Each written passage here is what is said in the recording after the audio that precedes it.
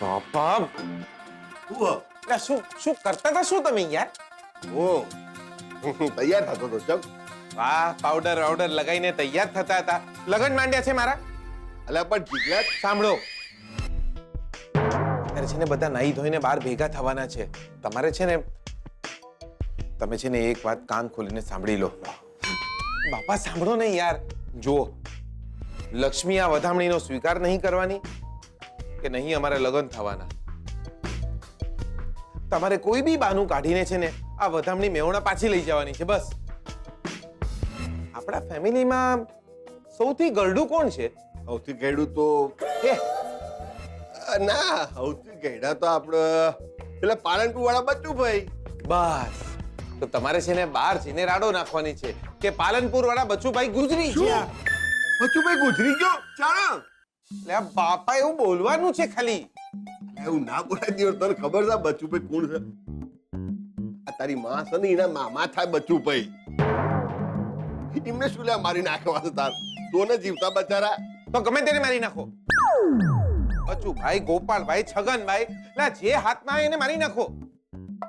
પણ ગમે એમ કરીને કોઈ બી બાનું કાઢીને આ વધામણી અટકાવવાની જ છે. એટલે તમે કેમ આયા યાર? હું એ ચમ આવ્યો એમ? એટલે દિયોર જીગલા તારી બહુ યાદ આવતી હતી યાર. બાપા તમે બાપા, આ ઇમોશનલ નહીં, મોશનલ થવાનો સમય છે. બાપા ગમે એ કરીને આ પ્રસંગ બગાડવાનો છે બસ. બાપા તમે સમજો ને યાર, મારે અને લક્ષ્મીને લગ્ન નહીં કરવાના. પણ લક્ષ્મી કેટલી હારી છોડી છે યાર. એટલે જ તો લગ્ન નહીં કરવાના. દુખી થશે મારી જોડે. બાપા એમનું મન નહીં મારી જોડે જીવવાનું. અને પરાણે તો આપણે ઘરમાં પાડોય નહીં લાવતા. લાયો દિયોર જીગલા, તું તો લાયો. આજ મને પહેલી વાર એવું લાગે છે કે મારો જીગલો મોટો થઈ ગયો છે. પણ જીગલા, લક્ષ્મી તારી હંગાટ લગ્ન નહીં કરે તો તું દિયોર એકલો પડી જાય. તમે છો ને બા છે.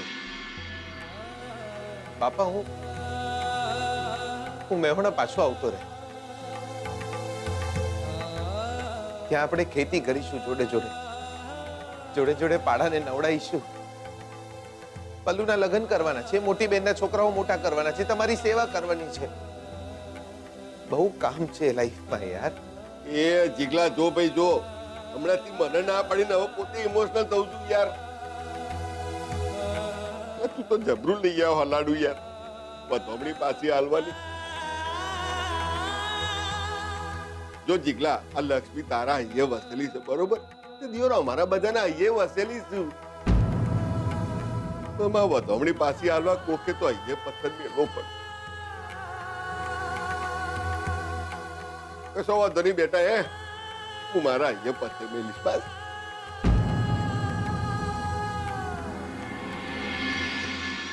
બા, અમે અહીંયા આવીએ ને તો એવું લાગતું જ નથી કે બીજાના ઘરે આવ્યા હોઈએ.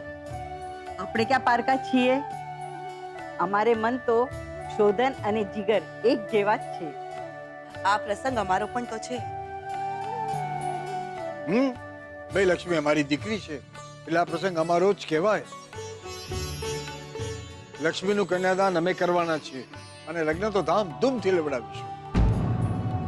હા, ધન ઘડી અને ધન ભાગ અમારા.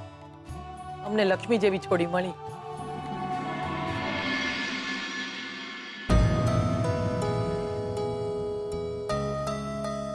અરે શોધન બેટા, આવને.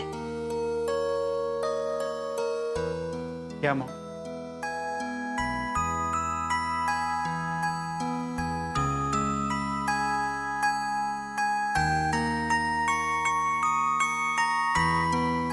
સુખી થા. શોધન બેટા, પલ્લુ તને બહુ જ યાદ કરે છે. આખો દિવસ મોટાભાઈ કહેતા થાકતી નથી. પણ તમે એને સાથે રહીને કેમ ના આવ્યા? આટલો સારો પ્રસંગ છે, એને પણ મજા આવે. નિશાળમાં પરીક્ષા ચાલે છે ને. મને કહેતી હતી કે જો લગ્ન વખતે પરીક્ષા હશે ને તો પરીક્ષામાં નહીં જાઉં.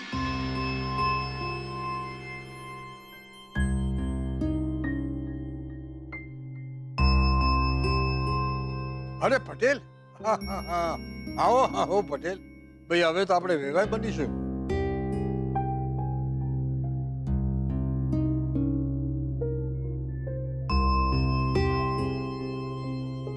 બચુભાઈ સૌથી ગયડા છે, એમને જ પતાઈ નાખો. બાપા, બા મને માફ કરજો ભાઈ સાહેબ.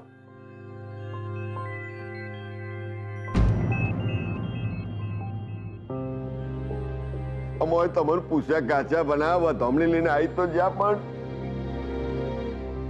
અમને એવું લાગે છે કે અમે કોઈ ખોટું તો નહીં કર્યું. અરે પટેલ, ખરા છો તમે, આમાં ખોટું શું છે? આ ઘર તમારું જ છે ને. અરે ભાઈ, અહીંયા આવવા માટે તમને કે તેડા ના મોકલવાના. હા, એ તો બધું બરોબર છે, પણ જો તમે ખોટું ના લગાડતો હું કહું છું, અમે આ વધમણી લઈને આજે પાછા જતા રહીએ તો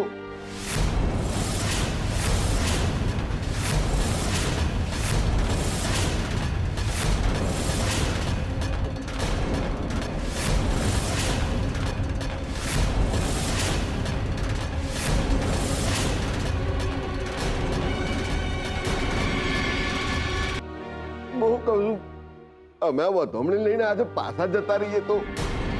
પણ આ વધામણી તમારે પાછી શું કામ લઈ જવી છે?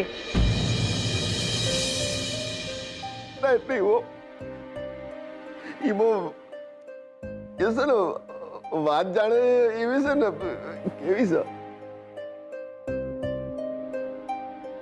વાત એવી છે ને જોડે કે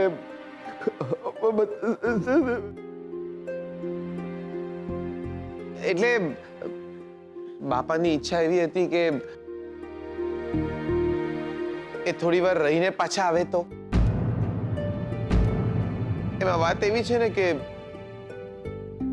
અમારા સગામાં એક બચુભાઈ છે. એ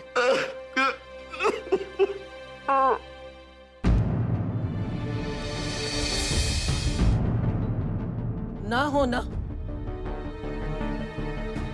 આમ વધામણી પાછી ન લઈ જવાય.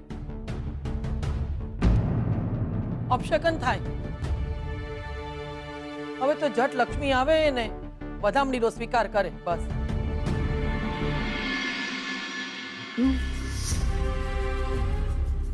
આપણે જે બોમ્બ ફોડવાના હતા એ હવે લક્ષ્મી ફોડશે. લક્ષ્મી આ વધામણીને હાથ ની અડાડે એ વાત નક્કી છે દિયો. નક્કી છે ને. આવને સ્વીટુ.